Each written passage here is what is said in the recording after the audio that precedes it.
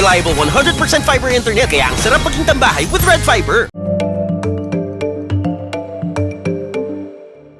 Authorities have junked 1,131, or about one-third of the total cyber libel cases filed since the law covering criminal cyber libel was passed in 2012. According to data obtained by Rappler, from a total of 3,770 cases, there have only been 12 convictions for cyber libel, while there have been 4 acquittals as of May 2022. There are 1,317 pending in court and 1,240 pending before prosecutors. According to the data, 44 cases were withdrawn and 22 were resolved at the level of the prosecutor.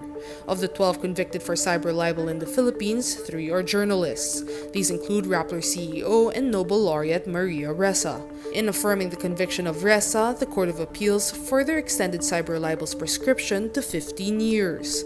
Lawyer Gilbert Andres of the Center for International Law says the numbers strongly imply that Philippine law on cyber libel should be decriminalized. Meantime, Ressa, in a talk at the Makati Medical Center on Monday, July 18, emphasizes it will take a collaborative effort to win against disinformation campaigns.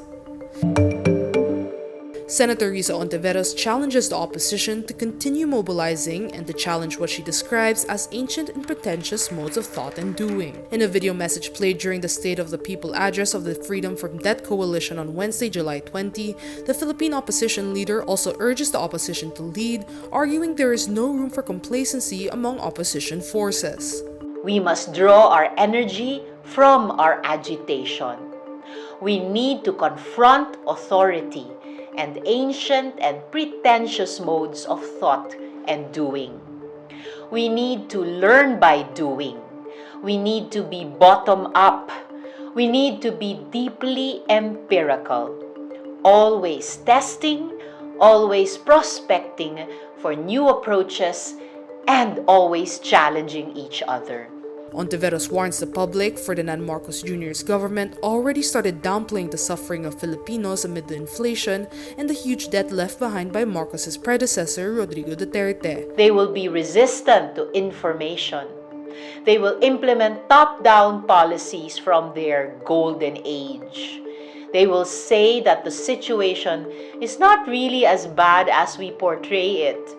They will warn and counsel patience. They will demobilize and try to put the situation under their control. They will take extraordinary steps to quell the organic agitation of people in distress. Marcos inherited from Duterte the economic problems caused by the pandemic that pushed over 26.1 million Filipinos to poverty. Hontiveros is now the de facto leader of the opposition after she was the lone candidate in former Vice President Leni Robredo's slate to clinch a Senate seat in the May polls. Paul Soriano, the filmmaker behind President Ferdinand Marcos Jr.'s campaign ads, will be directing the president's first State of the Nation address or SONA on Monday, July 25. Soriano tells ABS-CBN News the SONA will be simple and traditional and will focus on his message. He will rehearse with Marcos Jr., Radio Television Malacanang or RTVM, and cinematographer Odi Flores on Sunday, July 24. The filmmaker has been working on Marcos Jr.'s campaign ads and visuals since the president's stints as Vice Governor and Governor of Ilocos Norte. Soriano's wife, Toni Gonzaga, was also one of Marcos Jr.'s top celebrity endorsers during his presidential campaign. Sri Lankan lawmakers vote acting President Ranil Wickremesinghe as the new president on Wednesday, July 20, hoping he would pull the country out of a crippling economic and political crisis. Several protesters say the win for Wickremesinghe, who is opposed by many ordinary Sri Lankans, could lead to more demonstrations after months of severe shortages of fuel, food, and medicines. The other main candidate, ruling party lawmaker Dulas Alahaperuma, was more acceptable to the protesters and the opposition, but did not have any top-level governance experience in a country with barely any dollars for imports and desperately in need of an IMF bailout. The 225-member parliament gave 134 votes to Wickremesinghe and 82 to Alahaperuma. A third candidate, Anura Kumara Dissanayaka, got just 3 votes. Kaladkaren is confirmed to be one of the judges in the upcoming first season of Drag Race Philippines, set to premiere on August 17.